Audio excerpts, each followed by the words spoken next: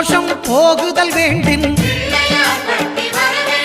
அங்கு கற்பக தேவனின் இடத்தொடை மேலே கேதுவின் தோஷம் போகுதல் வேண்டின் அங்கு கற்பக தேவனின் இடத்தொடை மேலே 5 தலையோடு எழுந்த சுபகேது கணபதி தொடையில் கொலுவிருப்பான். அவன் தொடரும் பிணிகளை நடுங்கச் செய்வான். தொழுதால் தொல்லைகள் நீக்கிடுவான்.